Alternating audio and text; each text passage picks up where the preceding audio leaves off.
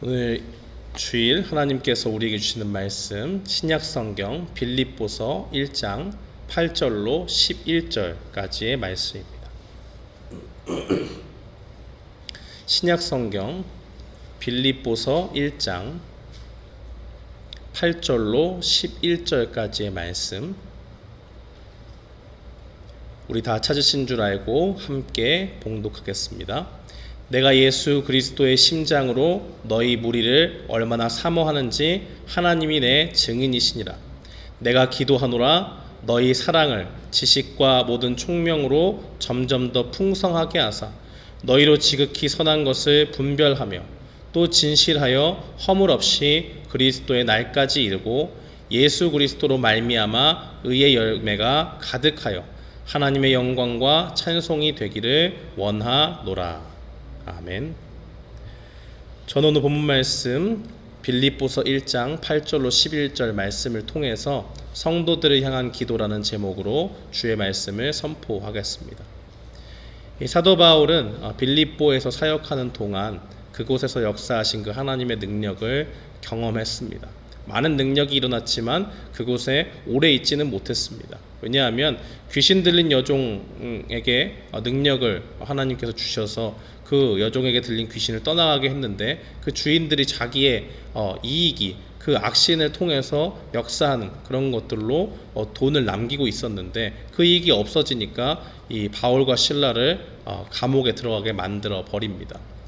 그 일이 있고 난 후에 바울과 실라가 하나님의 능력 가운데서 찬송과 기도를 할 때 옥문이 열리고 나오게 되고 그 일들로 간수가 구원을 받고 하는 그러한 여러 가지 일들이 일어나면서 하나님의 능력이 그곳에서 나타났지만은 빌립보에서 어쩔 수 없이 이제 데살로니가로 향하게 됐습니다. 빌립보를 떠나게 된 것이죠. 물리적으로 이 바울과 빌립보 교인들은 떨어져 있었습니다. 근데 그들은 그럼에도 불구하고 물리적으로는 떨어져 있었지만 그 마음은 늘 같이 있었습니다. 이 빌립보 교인들은 바울이 쓸 것이 있을 때에 늘 그것을 채웠습니다.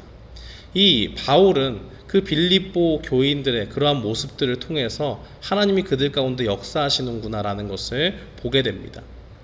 빌립보 교인들은 바울이 그 지역을 떠나고 데살로니가로 가던 또 그 순간에 여러 여정들을 거쳐서 지금 옥에 갇혀있는 상황에서 이 빌립보서를 쓰고 있는데 이러한 상황 가운데 있는 그 순간까지도 끝까지 바울의 필요를 채우면서 신실한 그 믿음을 보였습니다. 그들이 그렇게까지 할 수 있었던 것은 바울은 비록 떠났지만 그들에게 남아있는 성령이 있었고 성령님께서 그 가운데 크게 역사하셔서 이 바울을 귀히 여기고 바울의 그 사역을 지원하는데 헌신할 수 있도록 계속적으로 역사하셨기 때문입니다. 이러한 것들을 보니까 사도 바울이 얼마나 감사한 일이에요. 감사하지 않고는 배길 수가 없는 것입니다.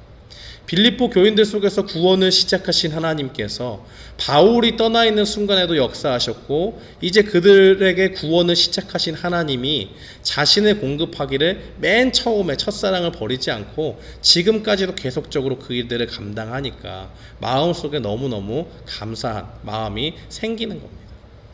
그러니까 빌립보 교인들을 생각할 때 기쁨이 넘치고 감사함이 넘치는 것입니다. 사도 바울은 이제 빌립보 교인들을 위해서 기도합니다. 비록 그는 감옥에서 생활하고 있었지만 자신의 삶을 돌아보고 하는 일들보다는 그곳에서 감사한 마음을 가지고 빌립보 교인들을 위해서 기도합니다. 그 간구할 때에 간구의 내용들이 오늘 본문 속에 나타나 있습니다. 저는 본문 말씀을 통해서 바울이 빌립보 교인들을 위해서 기도할 때 어떤 자세로 기도했는지 또 어떤 내용으로 기도했는지를 살펴보고 우리가 다른 교우들을 위해서 기도할 때 어떤 모습으로 또 어떤 자세를 가지고 어떤 내용으로 기도해야 되는지를 주의 말씀을 통해서 선포하겠습니다. 이 오늘 본문을 대하면서 우리가 먼저 주목해야 하는 것은 바울이 이 빌립보 교인들을 어떠한 마음을 가지고 대했는가 하는 것입니다. 8절 말씀해 보니까 내가 예수 그리스도의 심장으로 너희 무리를 얼마나 사모하는지 하나님이 내 증인이시다라고 그렇게 고백합니다. 기도의 내용을 알려주기 이전에 내가 너희를 위해서 기도하는데 이거 형식적으로 기도하는 거 아니다 라고 이야기합니다. 간단하게 생각해보면 그렇게 생각할 수 있잖아요. 분명히 뭔가 물질을 전해주었고 필요를 채웠기 때문에 그래도 뭔가 가만히 있으면 안 되겠고 인사치레는 해야겠는데 이렇게 편지를 써서 너희를 위해서 기도하고 있다 이렇게라도 좀 써야겠다, 이런 마음이 아니라고 이야기하는 겁니다. 형식적인 답례도 아니고 정말 너희를 사랑하는 마음으로 기도한다, 너희를 정말 다시 보기 원할 정도로 그리워하는 마음으로 너희를 위해서 사랑 가운데 기도한다 라고 그렇게 이야기합니다. 이것은 인간적인 사랑이랑 완전히 다른 것이죠. 뭔가 기브 앤 테이크가 있고 그 사람이 나를 사랑했기 때문에 나도 사랑을 준다, 이런 것이 아닙니다.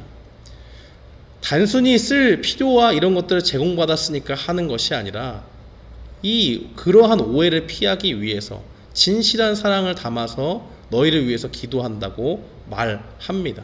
근데 그 사랑이 진실한지 우리가 어떻게 알 수 있을까요? 바울은 내가 지금 이렇게 진심이라고 하는 거에 증인이 누구냐? 바로 하나님이다라고 그렇게 말합니다. 굉장히 무서운 말이죠. 우리가 법정에서 어떤 사건에 연루되었을 때 그 사람이 하는 말이 진실인지 아닌지 가리는 중요한 인물이 바로 증인입니다. 증인이 와서 그 사람 말이 맞다고 하면 그 사람 말에 신빙성이 있는 거예요. 그 사람이 진리를 얘기한 겁니다. 진실을 얘기한 거예요. 근데 증인이 나타나서 저 사람 말 다 거짓말이다라고 이야기하면 자기가 한 말이 다 뭐가 됩니까? 그냥 순식간에 거짓이 되는 거예요. 근데 그 정도의 위치와 파워를 가진 증인으로 하나님을 끌어들여서 바울이 이야기하고 있습니다. 너희가 정말 나의 사랑을 의심한다면, 내가 정말 이렇게 기도할 때 물질을 받았으니까 상투적으로 기도한다라고 생각하면 하나님 불러와도 내가 아무런 거리낌이 없다라고 그렇게 이야기하는 겁니다. 그러면서 바울이 덧붙여서 그들을 사랑하는 그 마음의 핵심이 바로 그리스도의 심장이다라고 그렇게 이야기합니다. 사람이 심장이 뛰지 않으면 어떻게 되죠? 죽잖아요. 우리의 생명과 가장 깊이 관련이 되어 있는 신체 기관이 바로 심장입니다. 예수님은 우리를 사랑하셔서 우리를 죄에서 구원하기 위해서 자기의 심장, 자기의 생명을 아끼지 않으셨습니다. 그 사랑을 정말 너희가 알고 있다면 내가 그 예수님의 심장과도 같은 그 심정을 가지고 너희를 위해서 기도한다는 것을 분명히 알고 있어라 라고 그렇게 말하는 겁니다. 나 바울이 너희를 사랑하는 정도가 예수님이 너희를 위해서 피를 흘리시고 고난당하시고 자신의 생명까지도 아낌없이 주신 것과 같은 그 사랑으로 너희를 그리워하면서 기도하고 있다라고 그렇게 말합니다. 사랑하는 성도 여러분, 우리가 다른 사람을 위해서 기도할 때 이 바울의 고백이 우리의 고백이 되어야 될 줄 믿습니다. 우리가 얼마나 오가면서요, 성도들끼리 서로 교제하면서 기도하겠습니다 이러면 많이 하잖아요. 어떤 분은 그런 말을 하다가 자기가 실제로 기도하지 않는 걸 보고 너무 죄책감이 들어서 그 이후부터는 그냥 그 자리에서 바로 기도한다고 해요. 그곳이 어디든 상관이 없습니다.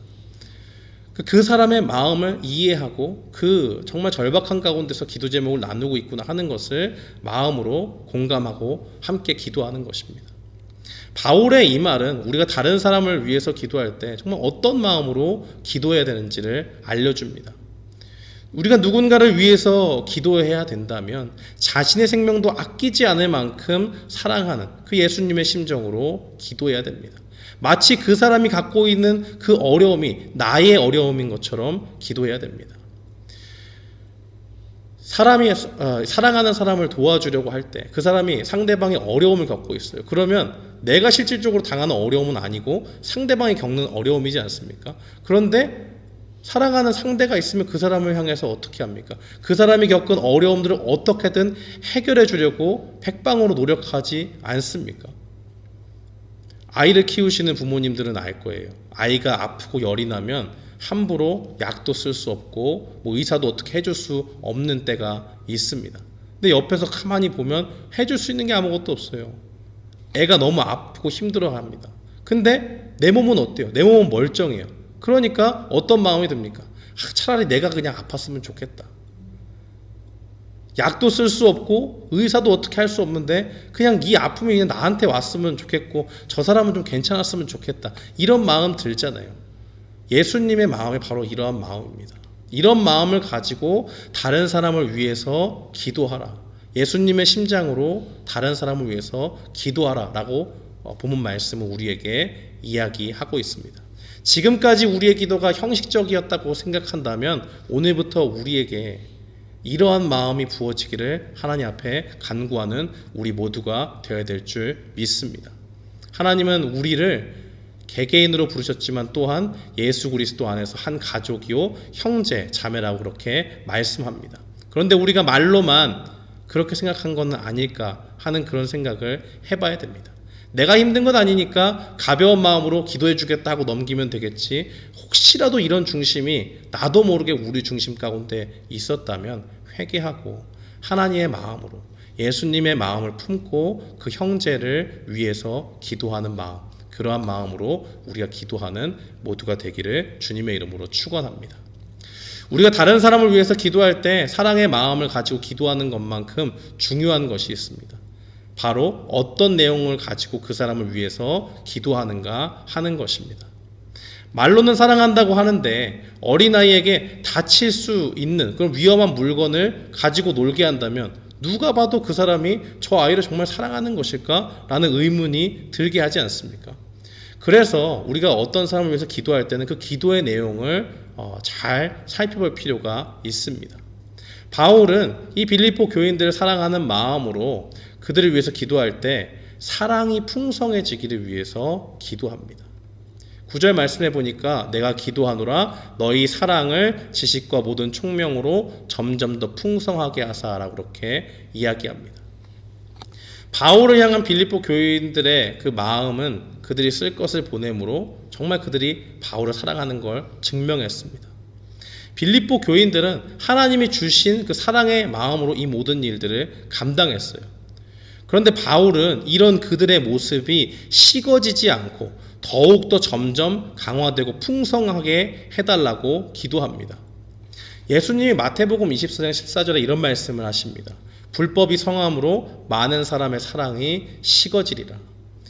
예수님은 이 세상의 마지막 날이 다가오면 다가올수록 세상은 악으로 가득 차게 되고 사람들 사이에서 사랑이 없어질 거라고 그렇게 말합니다. 바울은 이 예수님의 말씀을 기억하면서 빌립보 교인들을 위해서 기도하고 있습니다. 너희가 처음부터 시작한 그 사랑의 모습, 너희가 지금까지 보여준 그 사랑의 모습이 예수님이 말씀하신 그 악한 세상 가운데서도 넘쳐나기를 기도한다. 바울은 이 빌립보 교회 성도들이 그 악한 세상 속에서도 사랑이 넘쳐서 서로를 위해서 기도하고 섬기기를 원했습니다. 그래서 의도적으로 이 사랑이라는 단어도 친구 간의 사랑, 인간적인 사랑 이런 것이 아니라 하나님이 우리를 한없이 사랑하시는 그 무한하신 사랑의 단어로 기록했습니다. 예수님은요, 이 땅에 고난을 당할 줄 알고 오신 분입니다. 자기가 죽을 줄 알고 십자가에 달릴 줄 미리 아시고 이 땅에 오셨습니다.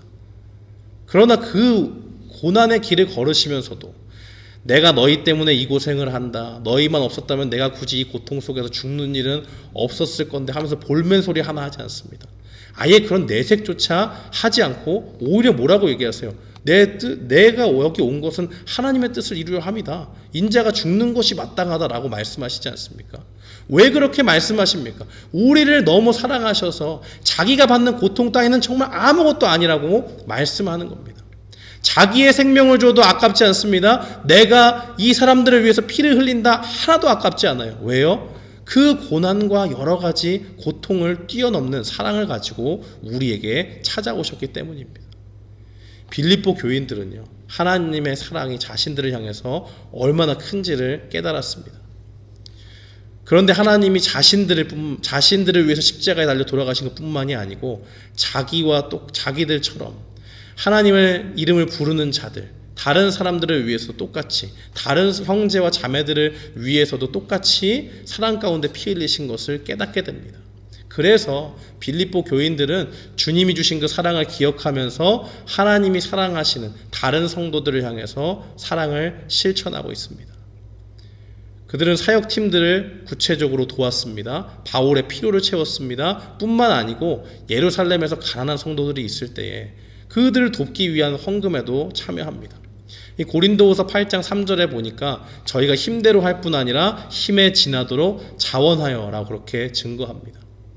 이 빌립보 교회 성도들은 잘 살고 배불리 먹으면서 남는 걸로 헌금하지 않았어요. 고린도후서 8장 2절 이하의 말씀들을 쭉 살펴보면 형제를 사랑하는 마음으로 그들이 시련 가운데 있었습니다. 극한 가난 가운데 있었습니다. 그런데도 불구하고 하나님이 풍성하게 주신 그 헌금을 할 수 있었다라고 그렇게 이야기합니다. 다른 사역자들이나 많은 주변에서 압력을 넣어서 너희가 그래도 이 정도 됐으면 벌써 도와야 되는 거 아니냐 이렇게 한 게 아니에요. 그럴 상황도 안 돼요. 고난과 시련이 그들에게 있었다니까요. 극심한 가난이 그들에게 있었습니다. 그런데 이 모든 상황 가운데서 누가 도저히 얘기할 수 없어요. 정죄할 수도 없습니다. 그 상황에서 이 성도들이 어떻게 하냐면 먼저 그들을 사랑하는 이 연보에게 참여할 수 있도록 사역팀에게 요청을 합니다. 우리가 다른 성도를 돕는 일에 우리가 참여할 수 있도록, 이 복된 일에 참여할 수 있도록 제발 우리를 좀 참여시켜 주십시오라고 간절히 그렇게 구했다고 고린도후서가 증거하고 있습니다. 가난한 그 예루살렘의 완전히 다른 지역에 있는 형제 자매의 고통을 마치 자신의 일처럼 생각하고 내가 못 먹고 내가 못 마시는 것처럼 여겼던 것입니다. 우리는 이러한 사랑이 넘쳤던 빌립보 교인들의 모습을 보면서 예수님의 말씀을 떠올리게 됩니다. 마태복음 22장 37절로 40절 말씀은 한 율법사가 예수님께 성경에서 가장 큰 계명이 뭡니까? 라고 이야기합니다. 그 질문에 이렇게 답하십니다. 하나님을 사랑하는 것과 내 이웃을 내 몸과 같이 사랑하는 것이 바로 그 답이다 라고 그렇게 말씀합니다. 성경의 모든 말씀을 요약하면 하나님을 사랑하는 것, 또 그 사랑에 힘입어서 우리의 이웃을 사랑하는 것이 전부다라고 그렇게 요약해 주신 예수님의 말씀입니다. 빌립보 교인들에게 필요를 공급받는 바울과 가난한 중에 그들의 헌금을 받아든 예루살렘 교회 성도들의 심정은 어떻겠습니까? 그 사람 전달할 때 이거 정말 그 사람들이 먹을 거 정말 아끼고 그 사람도 없고 다들 아시죠? 그 사람들 고난 가운데 있는 거 다 들으셨잖아요. 그런데도 이렇게 보내왔습니다. 그걸 받아들일 때에 그 받는 사람의 심정이 어떻겠습니까? 와, 이 빌립보 교회 성도들이 이렇게 어려운데 그 귀한 걸 나에게 나눠서 베풀어 주시는구나. 정말 너무 고맙고 하나님이 이 사람들을 통해서 은혜를 베푸시는구나 하면서 감사하고 감격했을 것입니다. 그러면서 그들도 또한 다짐했겠죠. 그래, 우리도 먹을 것이 없고 부족하고 고난을 당한다고 할지라도 우리 주변에 어려운 사람들이 있으면 우리 성도들에게 필요한 무엇이 있다면 내가 해줄 수 있는 것 전부 다 해주면서 사랑으로 살아야겠다. 그렇습니다. 사랑은 이렇게 고귀합니다. 어려움 속에서도 남을 돕게 하고 그들의 육신뿐만이 아니라 영혼까지도 살리게 합니다. 그런데 이 사랑이 너무 귀한 것이기 때문에 사랑을 실천할 때도 지혜롭게 해야 됩니다. 그래서 바울은 기도할 때 4가지를 기도하는데요. 처음에 기도할 때 사랑이 풍성해지되 지식과 모든 총명으로 풍성해지기를 기도했습니다. 9절 말씀이 그렇게 증거를 합니다. 초식동물을 사랑한다고 하면 정말 그 초식동물을 잘 먹이기 위해서 풀을 주고 먹을 수 있는 걸 줘야 되잖아요. 근데 그 동물들을 사랑한다고 하면서 못 먹을 고기 사료를 준다면 먹겠습니까? 안 먹죠. 그 동물이 사랑을 느낄까요? 전혀 안 느낍니다. 오히려 자신을 미워하니까 내가 못 먹을 걸 주면서 먹으라고 하는구나, 나를 괴롭히는구나 라고 그렇게 이야기합니다. 그러한 모습은 가학행위지 사랑의 행위가 아닙니다. 우리가 사랑을 베풀 때는 상대방의 진심으로 느낄 수 있는 방법을 사용하지 않으면 베풀지 않은 것만 못합니다. 사랑을 베푼다고 하면서 오히려 반감을 살 수도 있습니다. 그래서 우리가 사랑을 베풀 때는, 사랑을 실천할 때는 고민하고 또 고민하면서 생각해 봐야 돼요. 상대방이 어떤 도움을 받으면 좋아할까? 어려운 사람이 있으면 이 사람은 직접적으로 돈을 주어서, 헌금을 주어서 구제를 할지, 아니면 정말 이 사람이 뭔가 돈이 필요한 것이 아니고 그 사람의 진로를 위해서 뭔가 다른 것들을 필요한다고 하면 필요한 물품을 구입해서 그 사람들을 도울지, 민감하게 상대방의 그 반응을 살피면서 고민하면서 상대의 입장을 고려하면서 그렇게 사랑을 베푸는 그 지혜로운 행동이 필요하다고 하는 것입니다. 두 번째, 이 바울이 기도할 때 사랑이 풍성해지기를 위해서 기도하면서 이야기한 것은 하나님의 뜻을 분별하기를 기도했습니다. 10절 상반절에 보니까 선한 것을 분별하며 라는 말이 나옵니다. 분별한다는 것은 참과 거짓을 볼 수 있는 해안입니다. 예수님은 종말이 다가올수록 우리 주변에서 거짓 선지자들이 많이 일어난다고 합니다. 그들이 사도 바울과 같이 복음을 전하는 사람으로 변장할 수 있는 거 너무나 쉬운 일이에요. 그들 속에는 이리를 가지고 있지만 겉에는 양의 탈을 쓰고 우리를 속이고자 한다면 속아 넘어가기 너무 쉽습니다. 이단들이 자기들의 영적 권위를 내세우려고 할 때 팀을 짜가지고 마치 뭐가 있는 사람처럼 얘기하면서 꼬시는 거 아십니까? 조금 있다가 가면 흰 차를 만날 것 같은데 좀 조심하는 게 좋겠습니다. 이렇게 얘기해요. 예언자처럼. 근데 그게 아니고 미리 그 사람을 꼬시기 위해서 그 사람의 동선을 다 파악했습니다. 월요일부터 주일까지 어떻게 가는지 다 파악했어요.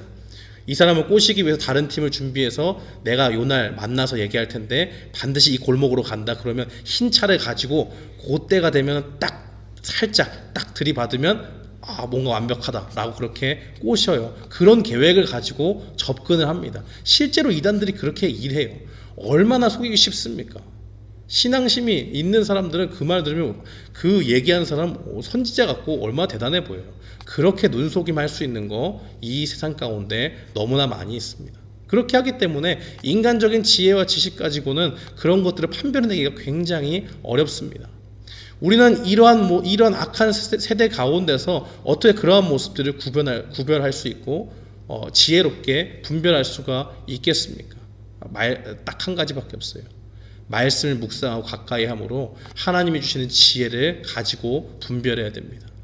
시편 19편 7절 말씀은 이렇게 증거합니다. 여호와의 증거는 확실하여 우둔한 자를 지혜롭게 한다라고 그렇게 말합니다. 어떤 이단들의 그런 악한 활동들이 있다고 할지라도 하나님의 말씀이 있는 사람은 벌써 그 소굴에 들어가도 하나님의 말씀이 아니고 금방 압니다. 왜요?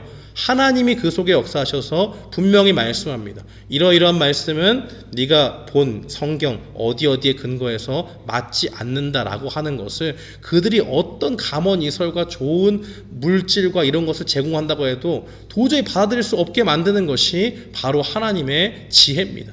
그 지혜는 우리가 말씀을 묵상하는 가운데서만 나타나게 되는 것이기 때문에 우리가 이 악한 세대 가운데 살아갈 때 사랑을 실천하면서 그 사랑을 베풀려고 할 때에 분명히 기억해야 될 것은 말씀을 가까이 하고 그 가운데서 하나님의 뜻을 분별해 나가는 사람이 되어야 된다는 것입니다. 세 번째로 바울이 기도할 때 사랑이 풍성해지기를 위해서 기도하면서 간구하는 것은 하나님 앞에 진실한 사람이 되기를 기도합니다. 10절 말씀해 보니까 또 진실하여 허물 없이 그리스도의 날까지 이르고라고 그렇게 증거합니다. 여기서 진실하다고 하는 것은 밝은 빛을 비춰서 흠이나 결함이 없는 상태가 되는 것을 이야기하는 겁니다. 우리가 공사하시는 분들 보면 이렇게 벽면 이런 공사하거나 루프 이렇게 공사하시는 분들을 보면 그분들이 가지고 다니는 손전등이 있어요. 굉장히 밝습니다. 이렇게 화나 대낮에도 비추면 벽이 좀 달라 보여요. 멀쩡해 보이는 벽도 그분들이 가지고 다니는 그 손전등으로 비추게 되면 빛이 너무 밝아서 울퉁불퉁하고 찢기고 벗겨지고 하는 것들이 다 보입니다. 이런 게 조금 와닿지 않으시면 엑스레이나 우리가 뭔가 의료 장비를 통해서 MRI 찍으면 우리가 잘 모르는 몸 상태가 다 드러나지 않습니까? 진단이 되잖아요. 하나님 앞에 그러한 진단의 기구에 통과를 해도 하나님 앞에 흠없고 정결한 그러한 모습이 되기를 원한다라고 그렇게 이야기합니다. 그런 것처럼 사랑을 실천하되 하나님이 보시기에 그 모습에 흠이 없이 순전해야 한다. 이렇게 얘기하면 사랑을 실천하는데 흠잡을 게 뭐가 있습니까? 라고 그렇게 반문할 수 있습니다. 그런데 이러한 위험이 분명히 도사리고 있습니다. 사랑을 행하는데 그 모습이 순수하지 않을 수 있습니다. 어떤 방식으로든 헌금을 하고 남을 도와주는 일은 누구든지 할 수 있습니다. 그런데 그 속에서 그 사랑의 모습이 나도 모르게 자랑이 되고 나를 뽐내고 싶고 나를 드러내고 싶고 자꾸 묻지 않는데 남한테 얘기하고 싶다. 그러면 순수하지 않은 거예요. 사랑으로 하는 것이 아니라 이미 변진됐어요. 이게 나의 자랑이 되었습니다. 그러면 하나님 보시기에 허물이 되는 겁니다. 우리가 사랑을 실천하는 동안 분명히 기억해야 될 것이 있습니다. 사탄이 그 속에서 가만히 있을 거라고 생각하면 안 돼요. 바울은 빌립보 성도들이 사랑을 지금 충분히 실천하고 있는 걸 압니다. 부족해서 지금 이 기도를 드리는 것이 아닙니다. 그렇지만 바울이 분명히 알았던 것, 이렇게 사랑을 열심으로 실천하고 있는 빌립보 교인들을 대항해서 그들의 대적, 원수 마귀도 부지런히 일하고 있다는 것을 알고 경계하는 겁니다.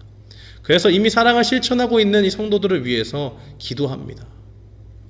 그들이 그러한 죄악 가운데 빠지지 않기를 위해서 기도합니다. 사랑하는 성도 여러분, 그러므로 우리가 사랑을 뭔가 행하고 있다면 우리의 중심이 변하지 않았는지를 살펴보는 일이 늘 필요합니다.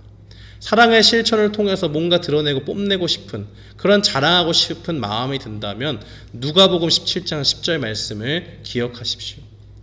이와 같이 너희도 명령받은 것을 다 행한 후에 이르기를 우리는 무익한 종이라 우리가 하여야 할 일을 한 것뿐이라 할지니라.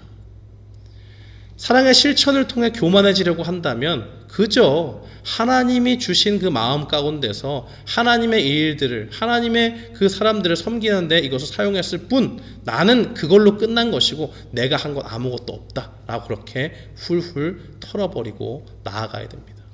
그것으로 하나님께 감사할 뿐이고 누가 나를 높이려고 하면 빨리 자리를 떠나는 거예요. 그것이 우리의 믿음을 지키는 일인 줄 믿습니다.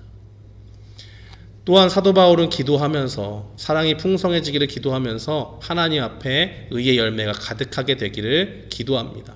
11절 말씀해 보니까 예수 그리스도로 말미암아 의의 열매가 가득하여 하나님의 영광과 찬송이 되기를 원하노라라고 그렇게 기도합니다.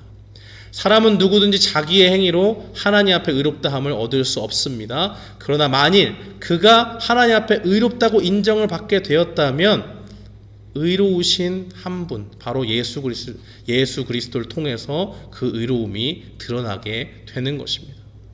우리는 죄로 가득한 존재였지만 예수님을 믿을 때 우리와 연합하셔서 그의 의로움을 우리에게 주셨습니다.